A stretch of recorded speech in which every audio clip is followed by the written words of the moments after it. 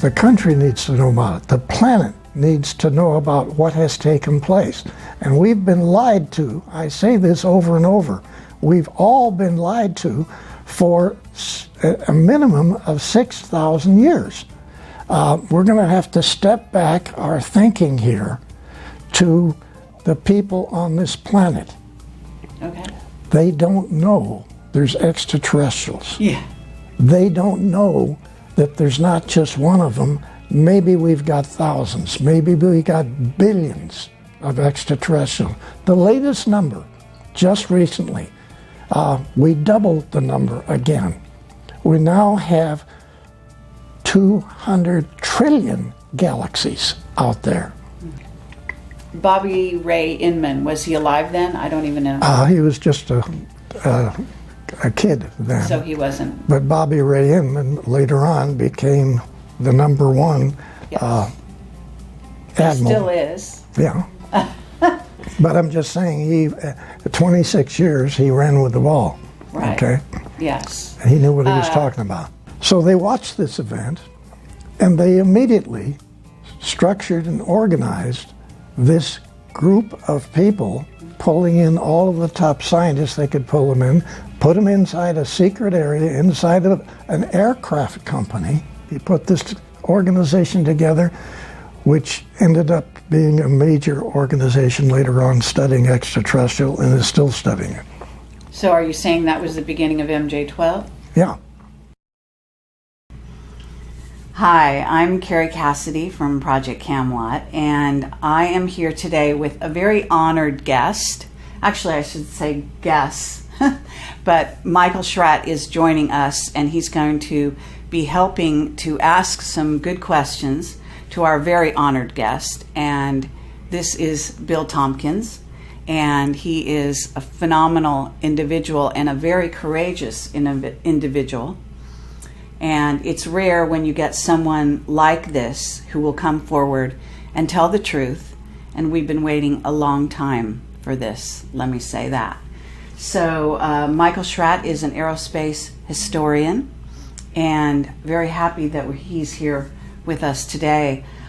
He has a very thorough background in aerospace history, and so that's going to be a lot of help. Actually, you may disagree with me, but I think you might be the first witness to come forward in the area of the secret space program, black projects, and who is actually, in a sense, sanctioned, being backed up by a section of the military, I would say. Now, I don't know if you'd see it like that. I certainly know you're backed up by the Nordics. But I'm talking earthly civilization here. And I think in that case, maybe the Navy is behind bringing you forward. But I don't know if you're actually willing or even able to elaborate on that. But go ahead. Well, actually, it's sort of a situation where I'm still involved with the Navy, and I'm actually having to participate in naval programs. So I'm going to discuss as much as I can. You're going to hit me with some questions, and I won't be able to answer. So I think the easiest way to just start this is to go back to 1942. Actually, for whatever reason, I was selected by some people in the Navy, Naval Intelligence, to essentially be assigned a program to discuss the U.S. Navy secret space operators who have been operating in Germany, trying to understand the tremendously complicated agreement between the SS and the Draco reptilian group who were assisting Germany. So this had actually gotten started much earlier with a very lovely young lady in Germany who was contacted by Nordic people to essentially get her friends to develop the necessary requirements to build a large space transport, get their friends and the family to join into this, and essentially leave the planet and go to another star's planetary system. And this is Maria Orsich. That's correct. And so she actually was doing this from like the late 20s, 1930s. And it ended up in the studies that I got involved in with the information from the operatives, Navy operatives, coming back from Germany, into Admiral Rickabotta's secret conference room at the top building, Naval Air Station San Diego. He's commander, Naval Air Station San Diego, but he has a hobby, okay? And this hobby is roughly 28, 29 naval operatives who in 1942 and possibly early in 41 were continually going back to Germany and studying all over the different research organizations what it was that the agreement had actually been made with Hitler, the SS, and the Draco reptilian people. Okay, but if this is happening in 41 or 42, the war is not over. The war is still on. But this young lady that we're talking about had been contacted by Nordic people to help her get an organization together with a great deal of extraterrestrial assistance to design a propulsion system, design a vehicle large enough to carry 40, 50,000 people, get in this vehicle and leave the planet. Now, the SS was not aware of this. When they found out about this, they took over a group of 1,442 people, which included scientists, it included shoe salesmen, it included farmers, it included top research technicians. All these people were contacted by the Nordic extraterrestrials to assist people in Germany to get a vehicle built. So now we have a whole lot of civilians, nothing to do with the military, and with absolutely no desire to have the military involved in this extraterrestrial event. Okay? Real important. When the SS found out what they were doing, they took over everything that she had structured and organized, all 1,443 people. They had been hawking their farms. They had been getting everything they could possibly get in the way of money to design and build massive size spacecraft transports. That's not what the SS wanted. So they took over this facility and they jumped in and grabbed everything. After only 2 months, Hitler made the decision, let her and her organization go ahead with what they're doing. We're going to be working with the Draco reptilian group. So now we have 2 groups that we can get, and we can cut into them anytime we want. We can take it over again anytime that it was necessary. So actually, they allowed the second time for this group to design and build these spacecraft transports, with which many of them later on, even during the war and after the war, to leave the planet. Some of them went out and came back. They actually had large facilities that they utilized as in underground facilities in Antarctica. The Draco reptilian people had 2 enormous caverns. And I don't want to get off into that subject now. We can talk about it later. But there are caverns all over this planet which different extraterrestrial civilizations have been using, Yes. okay, for thousands of years. Now, back to the SS. What the operatives found was an unbelievable series of situations that literally, when they gave their briefings to Admiral Rickabotta, we also have one at least of 3 other Navy captains in his office at the time of this briefing to sort of set the stage for this. Okay, can I get the year that they did the briefing with Rickabotta? 1942, Still during the war. still during the war. Incredible. Okay. Yes. Yeah.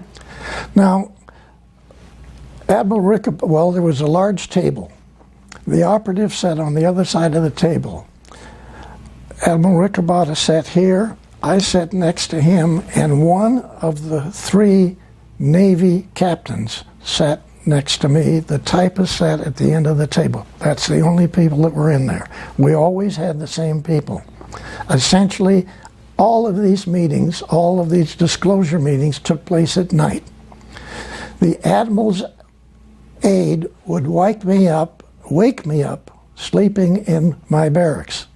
He tapped me on the shoulder, and all he said was, "He's here." He escorted me across the facility over to this tall building, which is the command center at Naval Air Station San Diego. There's a small office near the top of this. That's where these disclosure meetings took place. So these operatives then brought back this information, which is, even Admiral Rickabotta said, "I don't believe one word you're saying, young man." That came up over and over. Okay, can I ask you the name of the other Navy captain, or are we not to know who that is? Actually, I have to say I can't remember it right now, so right. that gets me out of it. Okay. Yeah, all right. But I really don't remember. Okay. Okay. But these operatives themselves didn't believe some of the information that they had to bring back, and so all they tried to do as best they could is present a package of information. Some of it even had manuals, okay? Some of the manuals were in hieroglyphics.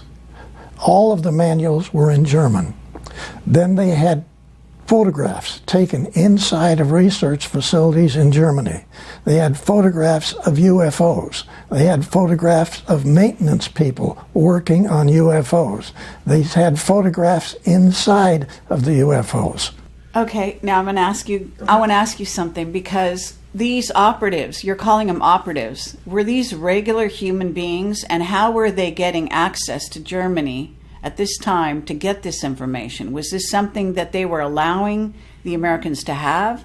What was the relationship? Okay, basically, Were they spies? all of these young men were either lieutenant JGs or full lieutenants in the Navy's intelligence. These people were all American-German family people. All of these fellas knew Germany. They even knew all the accents in different areas in the surrounding countries. These are beautiful guys who were dedicated themselves to be essentially spies for the U.S. Navy. Okay. Now, this was totally unaware with the Air Force. All right. Everything that I'm talking about is on the Navy side of what took place way back then. Right. Okay? So these operatives would bring back photographs of the different vehicles. They would bring back data, sometimes documents, all in German, and or some of it in what was then considered to be the closest thing was to be essentially hieroglyphics that we found later on underneath the pyramids. Okay? So that's the best description I can give you of what some of the data was. Obviously, this was information that was not given to Germany by extraterrestrials using English language, where otherwise many meetings that took place later on with extraterrestrials, they could give you the information in 10 or 20 different languages. But that's not what we got, okay? So they would actually attempt to tell this panel everything that they were able to find and what was most important. And we then would take that information, and I had 11 or 12 young ladies who could take this information, which the first girl typed, run copies of, and then put together different, what they called packages, which essentially were proposals, okay? These proposals then were then to be disseminated around the United States in secret facilities. Now, I want to make one point very clear here. Actually, what was on the Rinse radio program last night was a document that actually was put together later at Douglas, because Douglas got one of these packages. I personally took it to Santa Monica Douglas as one of the first of 4 top, not aerospace, aircraft companies, which became aerospace later on.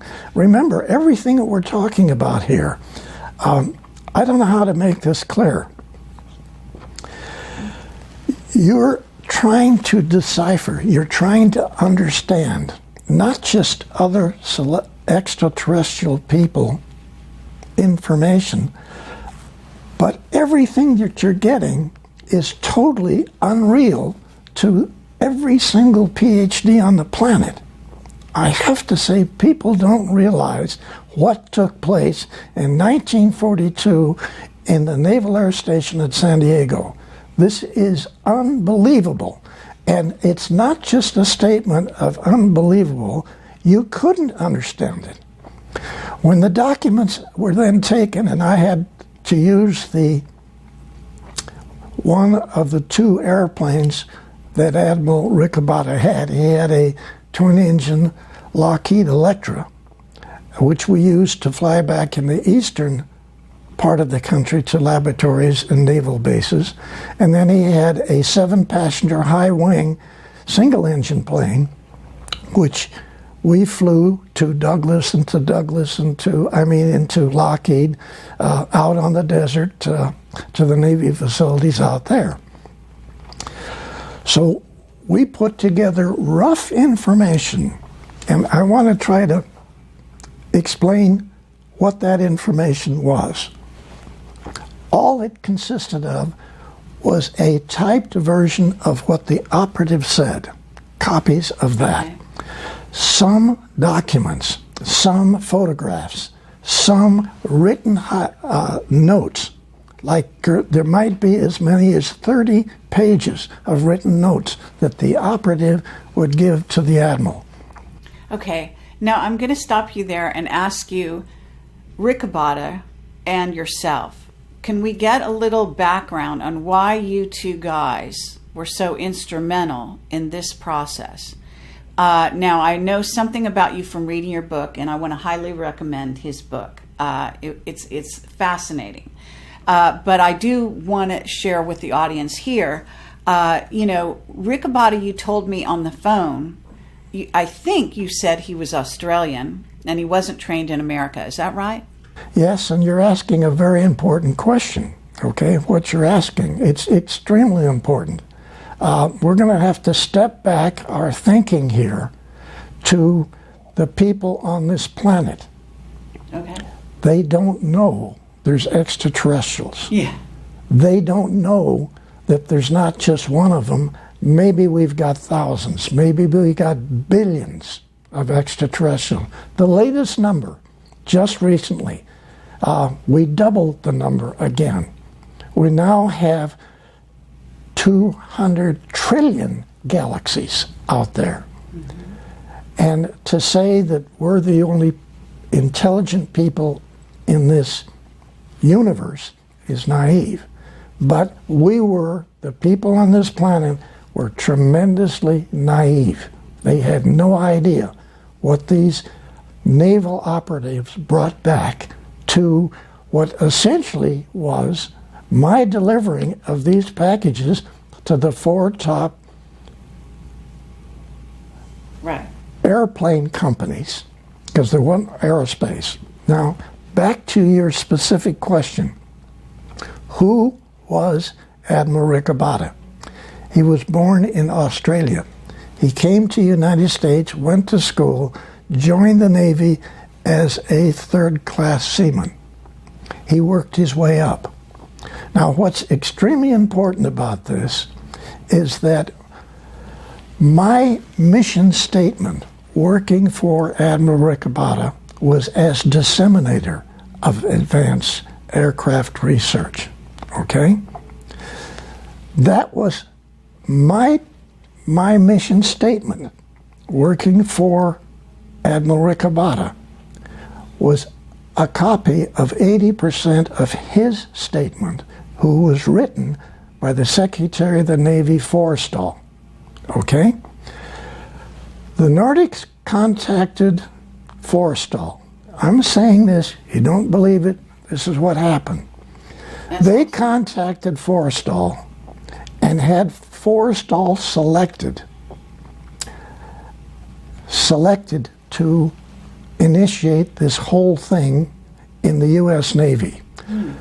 Then Forrestal selects an Australian man, two-star Admiral Rickabotta, to be the one person to disseminate this data that our Navy intelligence found out what was going on in Germany. And this is staggering because at that time, people don't realize that there's more than one admiral in the Navy. At that time, there was 43 because there's so many areas that need support. Secretary of the Navy Forrestal selected a man who never went to Annapolis. Listen to what I'm saying. Every PhD on this planet, whether they're for science or for medicine, have been given incorrect information for thousands of years about the history of this, not just this galaxy, the universe. They had been given information which was controlled by Draco reptilian and other extraterrestrials not to know what was really going on. So every book in every university on this planet had misinformation about every field, every technical field you can come up with. Okay? Yes. So when the operatives had to carry this out, they were not asked to study these packages. They were directed to study these packages. These weren't requests for proposal. This was a demand factor that this information that got typed up and the information in these packages to all of these research universities, to all of the top Navy laboratories, the facilities out at China Lake, the underground facilities at China Lake, Caltech. Actually, I didn't take the first package to Caltech in Pasadena. I took their first package to the underground facilities out on the desert called China Lake. And it's just north of the Air Force facilities off of Highway 395 out in the desert in California. Right. And I'm saying people don't understand or realize or gasp. They don't get what has happened. And I'm not trying to build a story here. All I'm trying to say is, hey people, hey you guys, everybody that's listening to this program, okay? You people have been told for a minimum of 6,000 years total incorrect information. from medical, from science, from history, from astronomy, from mathematics, you name it. Everything you've told. Yes. I really appreciate you. Yes. This is a lie. I hear you. It's great. Can I ask you one thing about these operatives who went into Germany to get this information? We know they were spies from your description, but so they were undercover, so to speak. Yes. And they must have seen the craft with their own eyes as well. Yes. Correct? Yes, absolutely. Okay. So in some cases they were working on the craft even. They actually got on board, got inside. All right. They took photographs inside, stuck them in some place, and managed to be part of the package that was delivered to Admiral Rickabotta. Incredible. Now, what do you think? First of all, you're telling me Forrester had contact, and his contact was with the Nordics. They chose him. But was Rickabotta in contact? Or you said he sat there and just shook his head and said, I don't believe you. So he was not a person who had had any contact himself. You're referring to Admiral Rickabotta? Yes. To me, he was selected, period, by the Secretary of the Navy over all of the standard admirals who had been educated in Annapolis. Because he had an open mind. He had a mind that would not have been controlled by the misinformation that every university on the planet has given. Was that your personal take on him when you met him? No, not when I met him. Later on, this was obvious, okay? But then, who's Billy Tompkins? Why did who selected Tompkins to be on this committee? Right.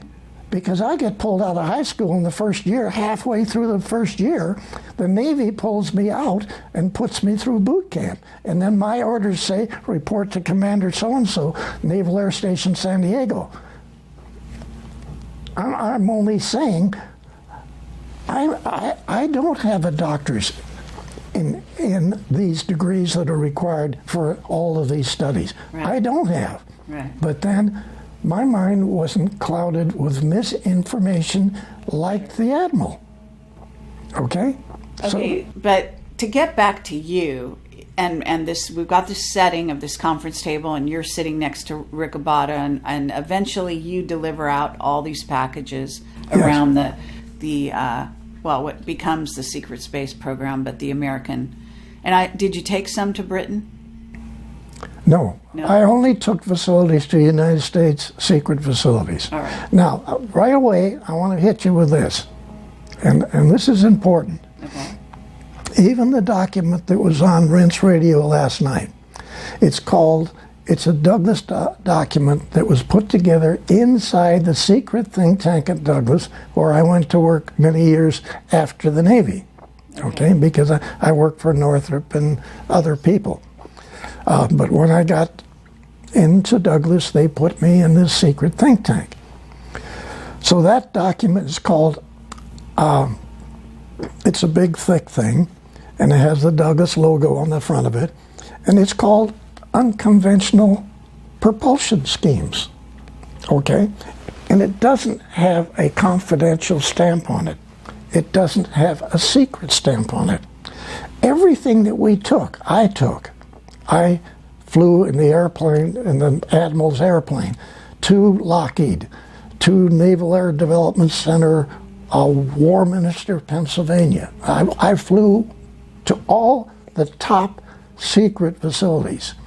Not one document that was given had classified in any way given to them. Everybody knew it was way above top secret.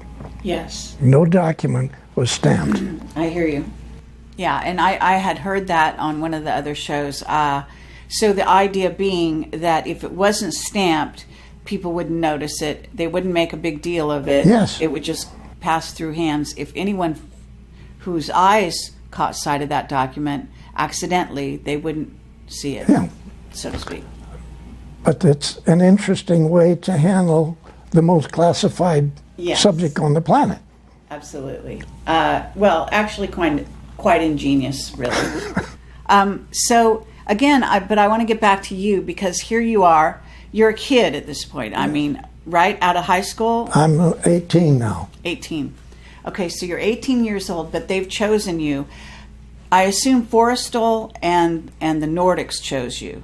Did you already have contact with the Nordics before you went into this program? Okay, let's go back to February 1942. Okay? Okay. They call it the Los Angeles sighting. What took place, actually, my mom was back east, and my dad, my brother, and I had rented a large apartment in Long Beach and California, and this was in a large home that had been broken into 4 apartments. So the second floor actually is 30-foot ceilings down below. So the second floor then is real high. Okay. And all the way across the back of this house, it's only 4 blocks from the ocean in Long Beach. All the way across the back is a great big balcony deck. So at about 5:30 in the evening one day in 42, my dad says to my brother and I, who were laying on the floor looking at the newspaper and the magazines, get up and come back here to the deck. So we get up and go out to the deck, and here's this spot, a little spot, okay, just above the trees and just above the rooftops, okay, of the houses that prevent us to see the ocean from this area. Okay. So we're standing there looking at this, and all of a sudden, out of this spot of light came a little beam, and it went like that, sort of about that 60 degrees. And we watched that.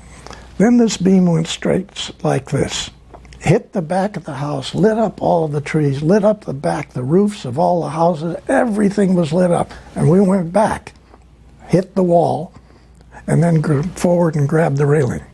Okay? It was gone. It was gone. Okay?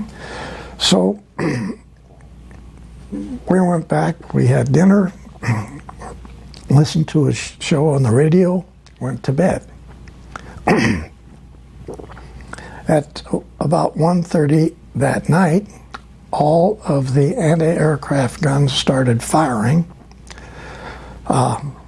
We get up, we run outside, and we look at this great big thing. At arm's length, it was that big.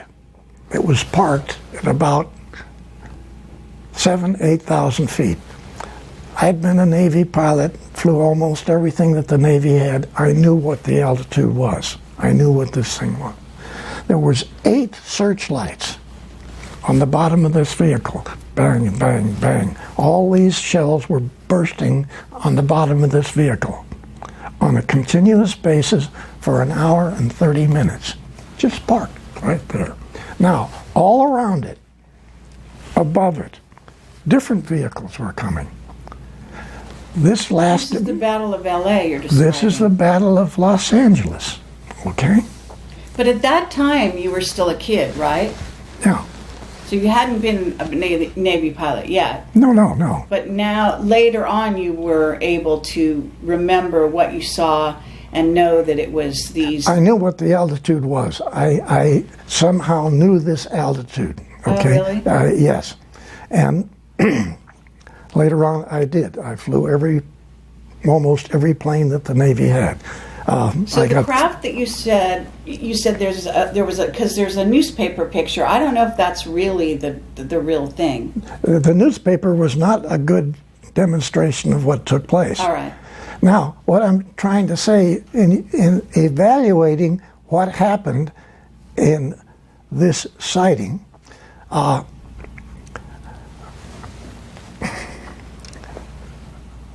you have to visualize dozens and dozens and dozens of different shaped vehicles.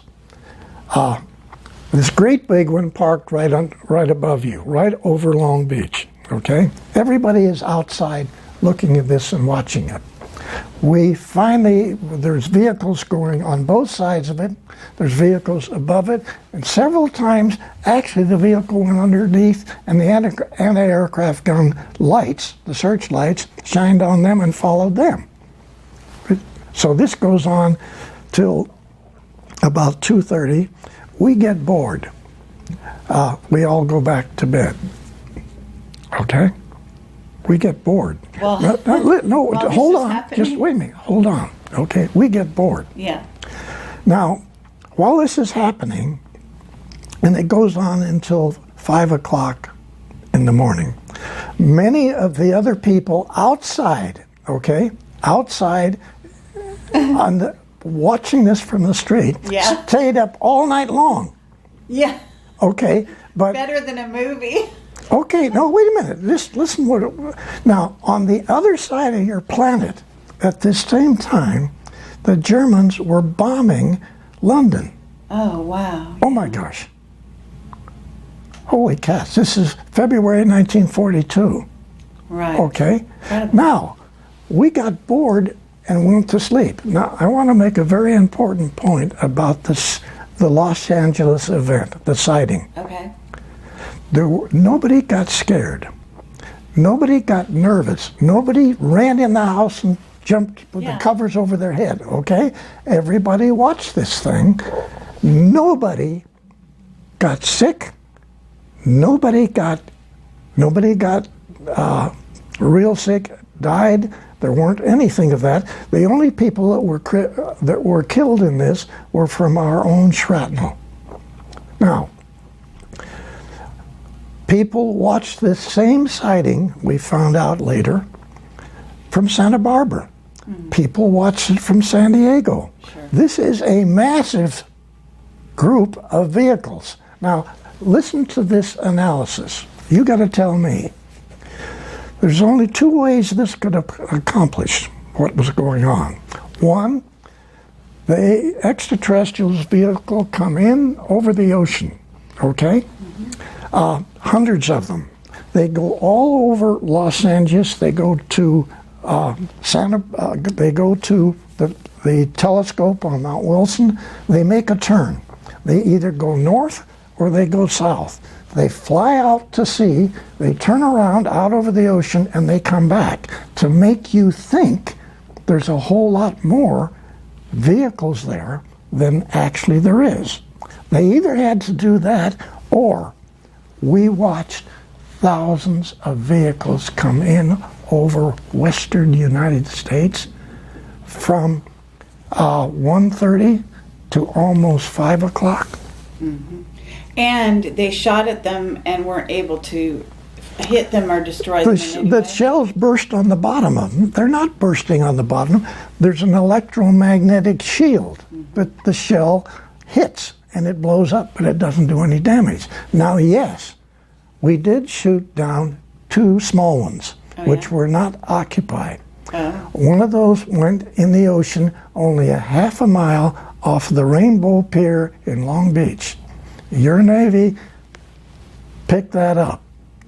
So your Navy had an extraterrestrial vehicle in February of 1942. Okay, so that's before the operatives came back with the information. Because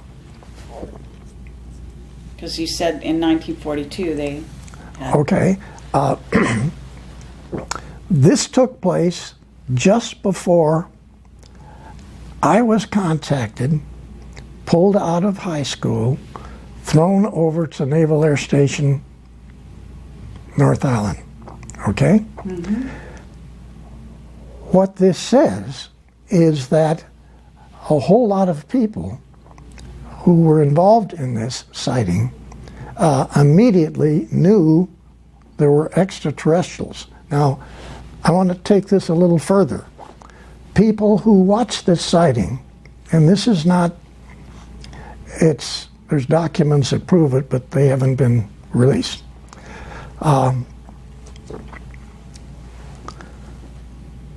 2 Navy admirals, 2 Army Air Corps generals, and an individual whose name is Donald Douglas Sr.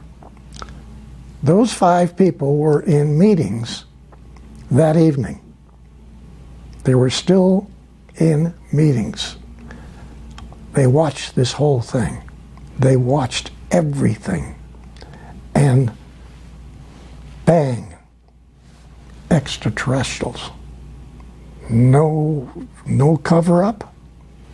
They're real, okay? So those fellows got together. Okay. Just a second. Douglas then put this group together, the 2 admirals, the 2 Army generals, Air Force generals, Okay. and they put together a group of people and initiated a secret think tank inside of Douglas, actually within 1 week of the sighting. Yeah, that's fabulous. And so, you know, we talk here that this is February 42, 1951, I went to work for that secret think tank inside of Douglas. I had been working for Northrop for 2.5 years. I worked for North American for a short time. I worked for Lockheed for a short time. And then somebody telepathically told me I need to leave Lockheed and I need to go to work over in Santa Monica at Douglas. I didn't read a document that said do that. Okay. So I went over and applied for a job as a draftsman. Okay, no, I'm sorry, not a draftsman, as a model builder of metal wind tunnel models. Okay? Because remember, I had built a group of models Right. over quite a number of years. Yes. But I still, I mean, I want to make sure that we have this, the LA sighting, the LA Battle of LA, because that was so amazing. And this is even prior to Roswell. Yes. Okay. And in essence, are you able to say who those other people are? Because you said Douglas is one of them.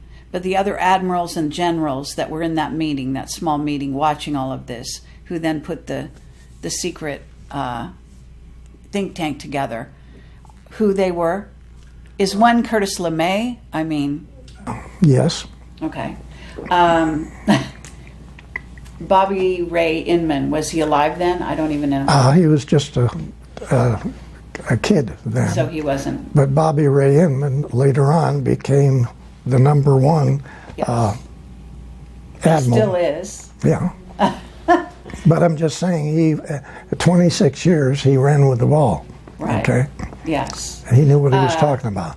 Yeah, oh, absolutely. So, okay, but did you know, the Battle of LA is going on, but at the same time, did any of the ETs in that craft, I mean, and do you know which ETs were doing this? Was it the Nordics? Did any of them, you know, teleport down to meet anybody? Was there any reported encounters during those let's go 24 hours? Let's go back to Douglas Sr., 2 Navy admirals and 2 Army Air Corps generals in a meeting. Okay? They had been in meetings all day long. They were still in meetings. Right. Because it's only 7:30. I mean, come on.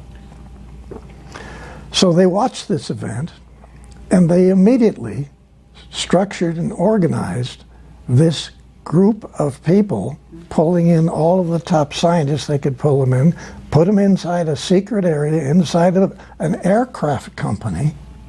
Douglas Sr. did this, so you got to give him credit Yeah, sure. for this. Now later on, we had a lot of problem with his son in there because he didn't know what was going on. But Sr. was brilliant. He put this organization together, which ended up being a major organization later on studying extraterrestrial and is still studying it. So are you saying that was the beginning of MJ-12? Yeah. In a word, yeah. Excellent. Yeah. Okay. Was Forrestal one of the admirals? No. in that meeting? No. Was Rickabotta? No. So, are you able to tell me the other players in that room? What we know the beginning of MJ-12, actually. We know some of these players. Vannevar Bush? No. I just assume sort of Lon sidestep Carmen? that. Yeah. I could go on. Yeah. Okay, I just assume All right, fine. kept No that one problem. aside. Okay, so we've got that. But you didn't answer my question. Was anyone having contact? Any Okay. high-level people contacted even before the event happened, in fact? Okay. My understanding on this was that nobody came down, nobody talked to the people that were in these vehicles, but probably thousands of people telepathically got information, okay? Okay. So the bells were rung in hundreds and hundreds and hundreds of people. And you were one of them? I just happened to be one of them, I think. I can't prove it, but somehow... Well, I mean, this is a good time to ask you. I mean, are there other guys like you? Because you Oh, yes, seem very to be definitely. one of a kind. Yeah, no, there's a lot of other people. There's a lot of guys like you in Yes. this secret space program who were somehow contacted and have had special guidance and knowledge on how to build and what to do. Yeah? Yes, yes. Others. Yes. And have you met them? Really, I've only met three other individuals of what are probably hundreds. Okay, Really? and And they're all quiet to this day. yes. Now, I think one of the thrusts that you probably have, and that many people now are hoping that the disclosure information will get these people to come out and talk about their involvement. Sure. Okay? Right. That's what collectively we're all trying to do. Because there's many areas that I don't know about and that I was not involved in, which are extremely important. And those people working in this subject know this. And they're not just aerospace engineers. These are top physicists in universities, okay? Okay. And they're top designers in aerospace companies. And they've had the information put in their head too. But for whatever reason, almost everybody that knows the information has been in some way put in the position that either their family has been threatened, they have been threatened, and they don't want to talk. And Okay, well then before we go on, why are you able to come forward? okay, Who gave you the green light? okay, I can't answer that. All I can say is that the easiest way for me to say what I'm saying is my association with 3 Nordic people in Douglas on the Apollo program. Okay? I worked with these guys, 2 young ladies and 2 really good-looking Nordic guy. All right. And so working with the 3 of them for 3.5 years on the Apollo program, who all 3 denied that they were Nordics. But everybody that was anybody in engineering knew they were. Okay? I never said they were. They never said they were. But if you can just try to visualize, I had 170 top engineers on the Apollo program working for me, okay? I was engineering section chief at Douglas. I had, I guess, worked my way up.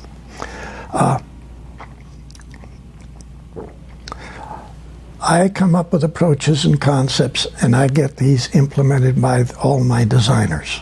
Yes.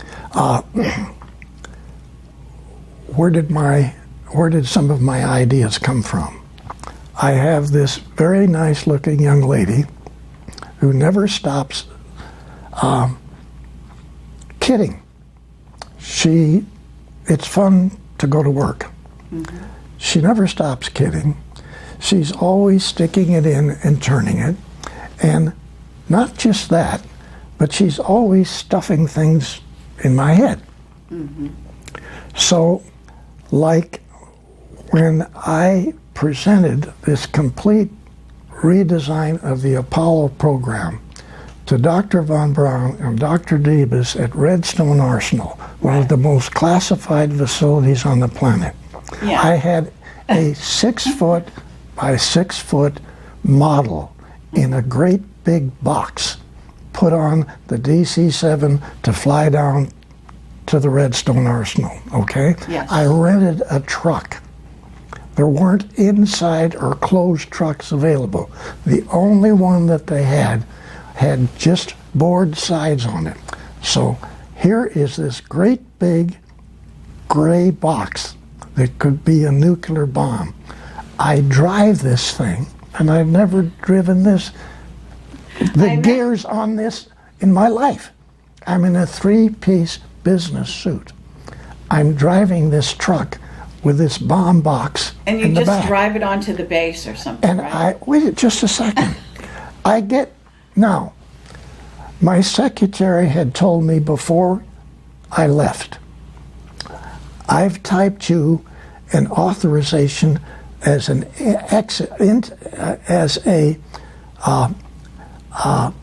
allowance to go on board the base, okay? You're never going to use it, okay? I said, you're gonna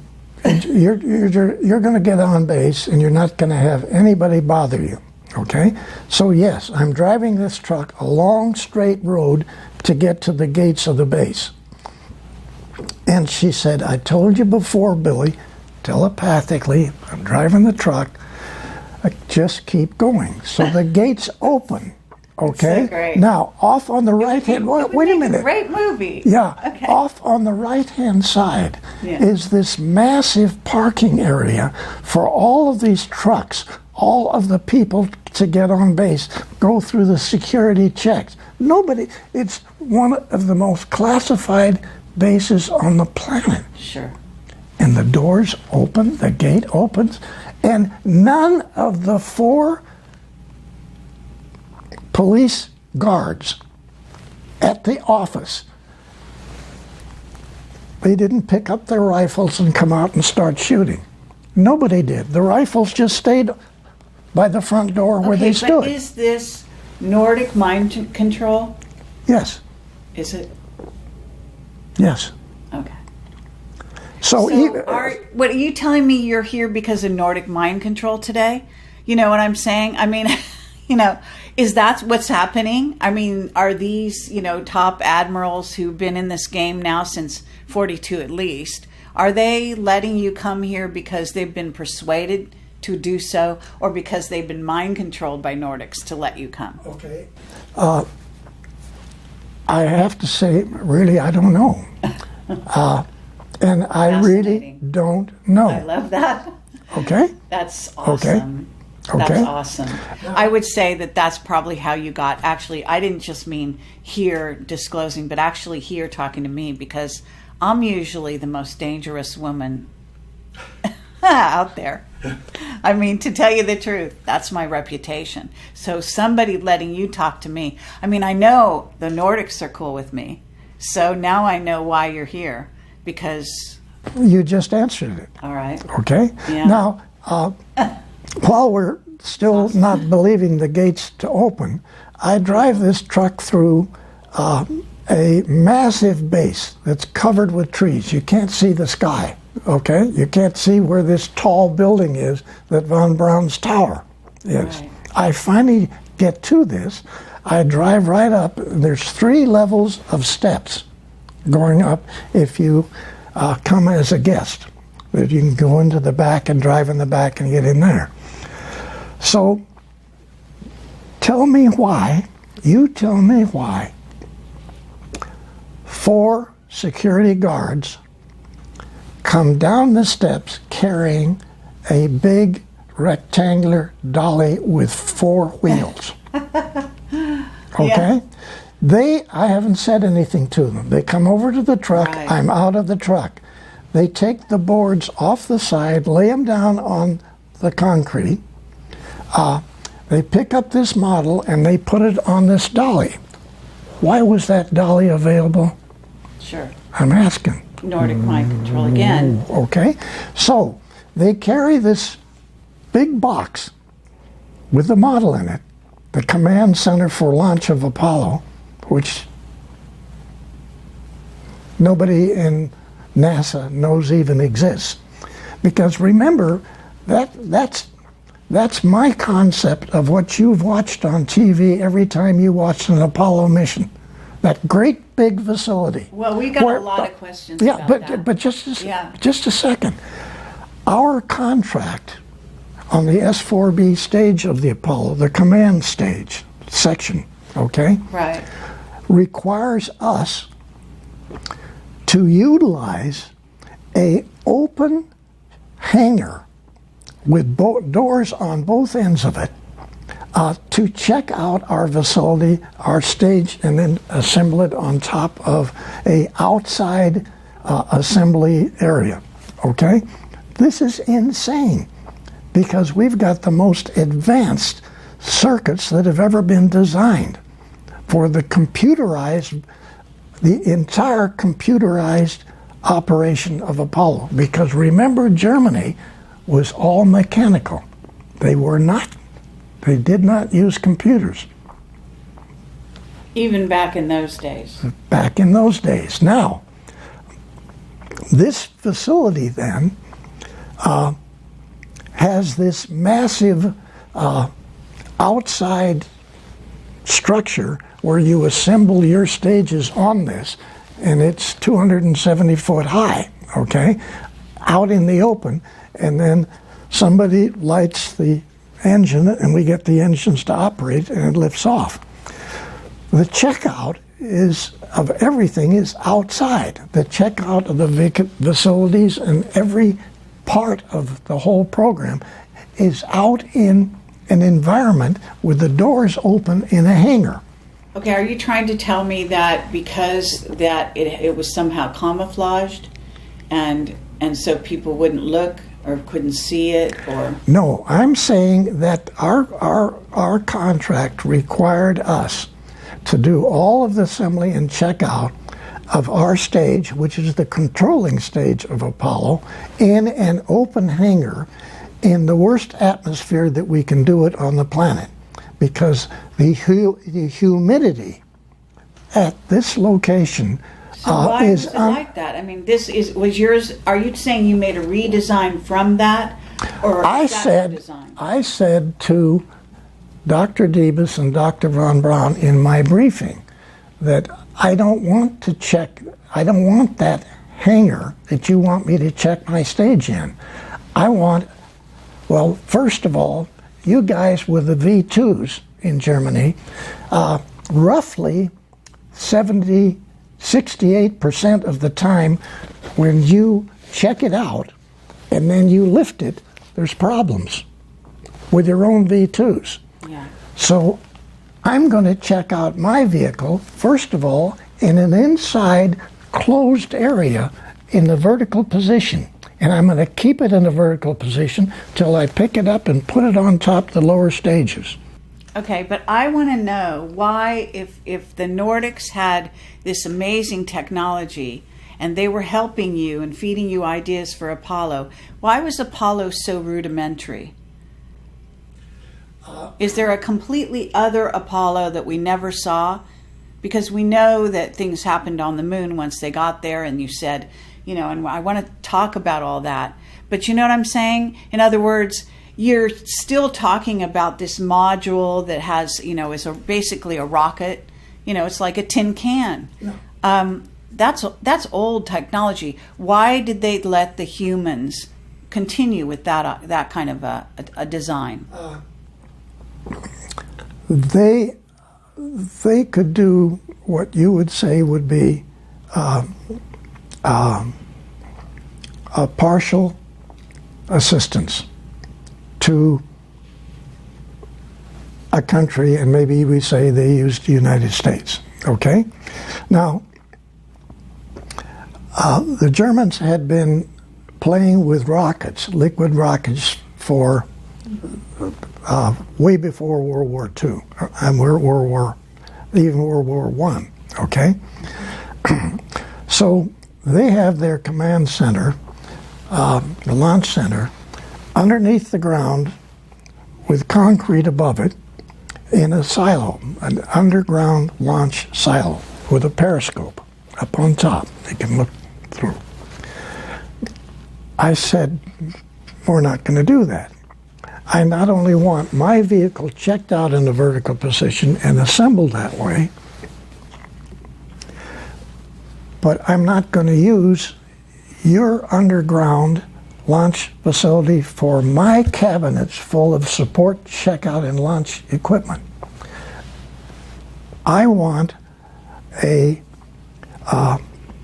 facility which will be a closed facility to assemble all of the stage and check them out. Okay? So my proposal to Debus and Dr. von Braun was build a vertical assembly building, people. Okay? Oh yes, it will be the biggest facility space-wise of any building on the planet. Who cares? This is what we need. I got from checking out the German V2s in Germany in a horizontal to a vertical and then encased in a white room. And actually, my proposal was a white room atmosphere. Right. Air-conditioned atmosphere. Because we were playing with advanced circuits and rocketry and communication systems that nobody had ever done. So the chance for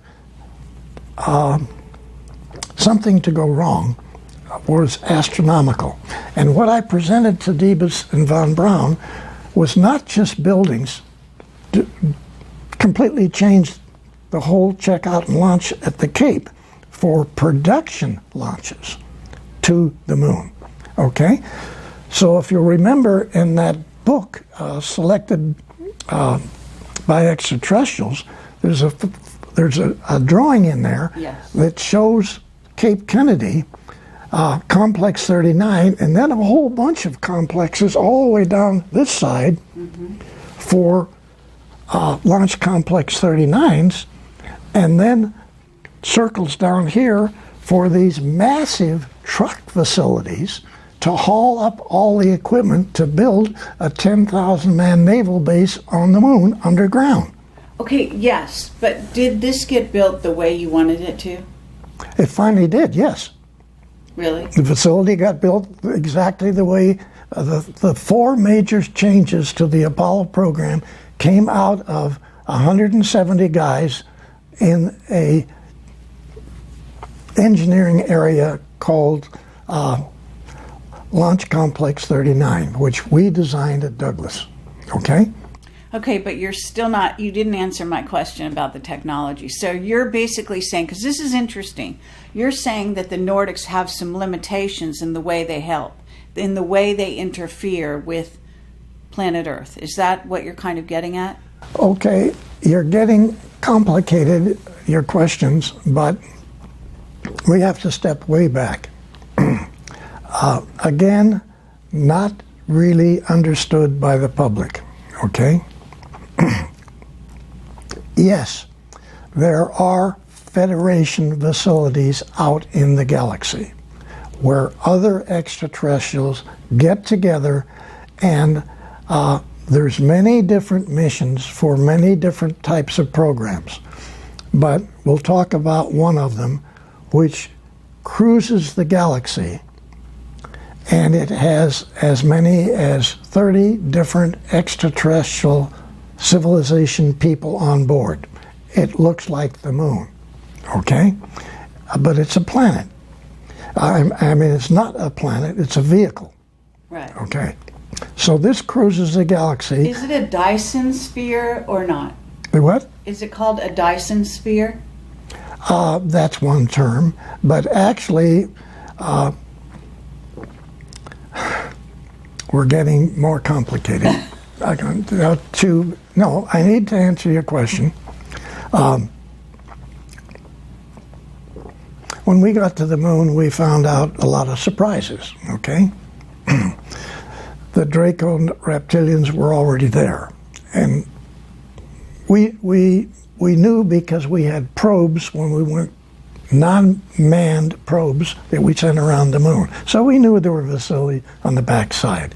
We knew a whole lot that people didn't talk about. But we were in a position where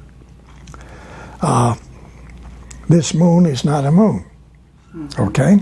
It's not your moon in the first place. Actually, this is not your planet. This is their laboratory, okay? Right. Okay, the Dracos, you mean, or the reptilians? Draco reptilian / reptilian. And I'm going to ask you what they all look like and all that, at some point. Okay. Because I know. Okay, let's get to when it was. Was it Neil Armstrong landed on the moon, and he said that thing that you heard him say, and Michael wants to get real specific about this. So basically, there were 7 huge craft there, and you said on one of the shows out there, you said that the reptilians actually showed up beneath their craft, and they gave the finger. Okay, they were parked around the side of the crater. Yeah. Okay, they were not parked on it; they were floating above it. Okay, yeah. So there were hundreds of these 9-foot reptilian guys standing with their legs. Hundreds. Yeah, they were all the way across the underneath their vehicles. Okay, standing so on the 9 crater. feet, and what do they look like?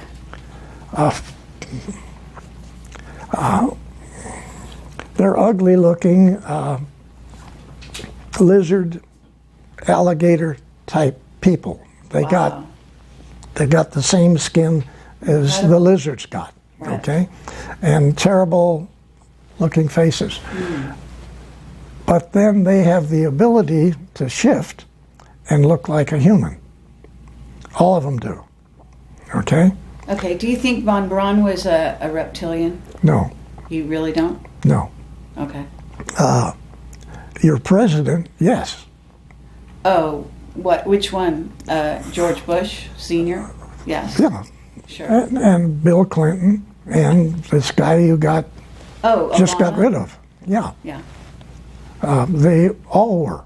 Right. Okay. So, and they all have this ability to make themselves look like real good-looking people. And you're saying Trump isn't one? No, he's not. Okay. Well, that's a relief. And and he knows more about this subject than people realize. Oh, okay. Excellent. But trying to get back to your earlier question, these groups of extraterrestrial who work together but are at war with other extraterrestrials, okay, have these vehicles that look like a planet. Right. Like our moon is a vehicle. It's a command center for this arm. The easiest way to look at this is to put your arm out like this. And you be the center of the galaxy, all the way out to here. There's 4 arms on our galaxy. One of those arms has a place here which is called planet Earth. You're not downtown where all the action is in the galaxy. You're out here. You're in the area which galaxies, as they rotate, throw off. Okay? So you're sitting here on the tip, near the tip of the Milky Way galaxy, you, Earth. okay? And what you need to do is visualize you are not Earth people, okay? You are extraterrestrials, nice guys out there. So you know that this little planet is going to get thrown off, maybe not take a couple of weeks yet, but eventually it's going to get thrown off. So that's why this is happening. This is why this is happening. Okay. And 2,000 years from now, we'll probably be picked up with another galaxy. We're just floating out there. And this goes back to the problem that we had before about the number of years that you can live. We'll talk about that later. But back to these command centers which operate throughout the galaxy to monitor bad guys and attempt to get them to back off. So isn't Phobos one of them? Yes. Okay. And so essentially we have nice guys in there and even some bad people in the same vehicle. And they discuss wars and disagreements and this sort of thing. But back in their own planetary part of the galaxy, they may be at war with two of the same guys that are in this together. So this is like a center of information, sort of like a group of people who are trying to get along for certain specifications or certain events. Those guys control your planet, your moon, because your moon is a command center for this region of the galaxy, not just the solar system. That's small potatoes, okay? The thing that's sitting right in here, which is you call your moon, okay, is a massive control center for this whole part of the Milky Way galaxy. Okay, wow. Wow. Wow is right. But what about Saturn? I thought Saturn was more like that. Saturn has large facilities on it too, but those are other agendas for other people, okay? Some of which we have, okay? Because we have mining companies. Let's take North American Aviation. Sure. Los Angeles Airport. That's where North American Aviation is, okay? And you've seen on my block diagrams that are in my book what systems engineering really is, what controls the secret think tanks, okay? Instead of a book or a document to do this, I came up with block diagrams. We have to have one of those. We're going to need one of these, and we're going to need this for just the start of the program. As we get into this, we're going to change the phases of it into 4 different phases: concept phase, definition phase, acquisition phase, and operational phase. So now that's a 10-foot long piece of paper that's a foot high, and it has every single block diagrams that are required to initiate that space program. Okay? Every single one is in there. So those documents then are used in different manners to develop ICBMs. So I came up with a concept for really space concept. The military then used those for development of ICBMs and other weapon systems.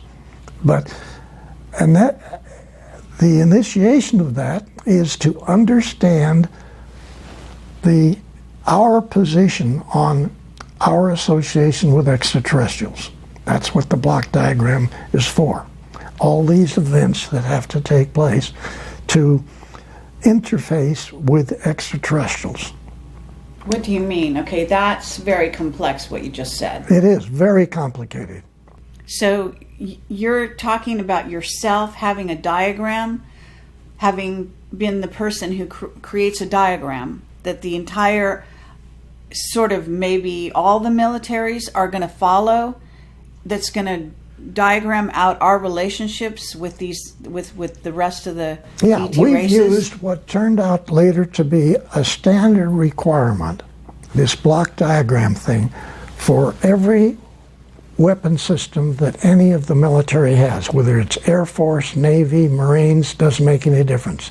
Your company designing whatever, go back to the Pentagon and you propose a weapon system. You're going to have to be, if you get that proposal, you're going to have to be controlled by this 375 document, which I came up with for the Apollo program, and I submitted that to Von Braun, and that was one of the 4 programs of changing the entire NASA program. Okay, so the first use of this was for ICBMs.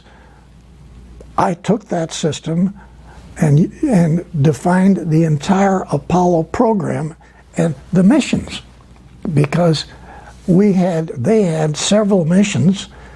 My group in the secret think tank came up with 44 separate missions extended to the year 2000, 1999. So the Apollo program was supposed to not just go to the moon, pick up the rocks, take the photographs, and come back. Yeah, the Apollo program was to take us out into our solar system, build naval stations on every habitable planet or its moon, okay? Right.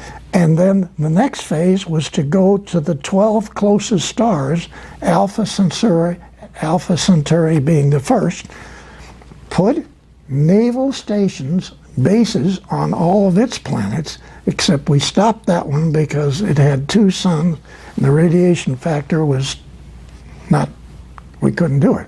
But 11 other stars, the 11 closest stars to you, okay? And you're saying it's been done? And I'm saying that's what we plan on doing. Okay, you planned starting with Apollo, and you planned That is up the to Apollo mission. 1999. No, It was that is the Apollo Oh, mission. that's just Apollo. Okay. Did it happen? No, It got stopped, right? yeah, And it got stopped by the reptilians. yeah, they said no.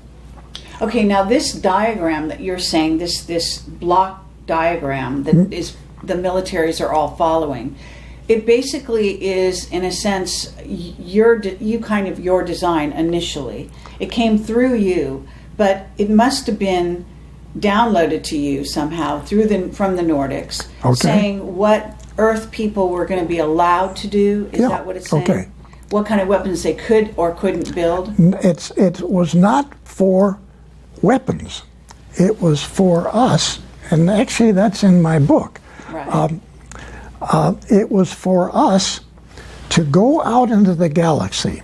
Everything that's necessary to build a transport or a vehicle. Go out in the galaxy, have communications with other extraterrestrials out there, and set up businesses with them. Right. Maybe we could mine stuff for them. Maybe we had certain materials they don't have. We could market these. Okay. They may have things that we want to buy. Set up communications with other civilization people out in the galaxy. That's what the first block diagram was for, and that's what the mission was to have originally been, what we recommended. Okay?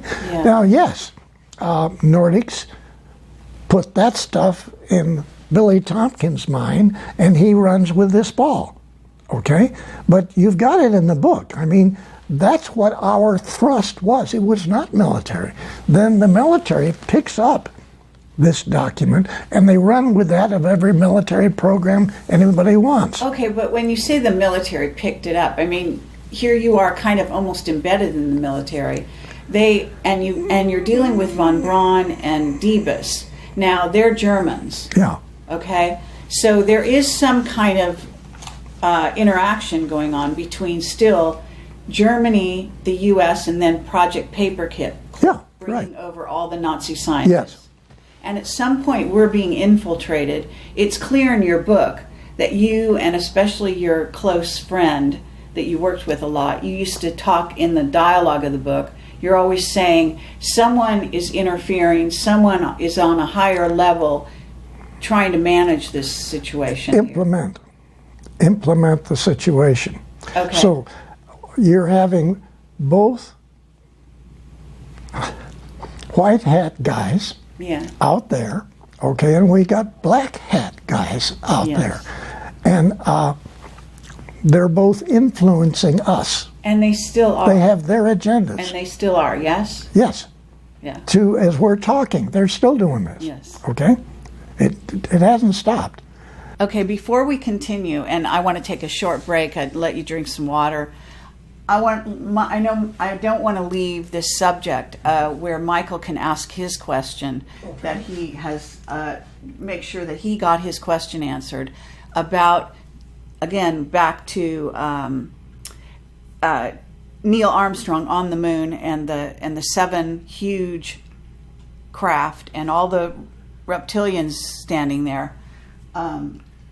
You wanted to ask a question. Yeah. So I just wanted to back up for just a quick second. When Bill talks about classified documents not being stamped, that's absolutely correct, because that is the procedure that Kelly Johnson followed at the Skunk Works in Burbank.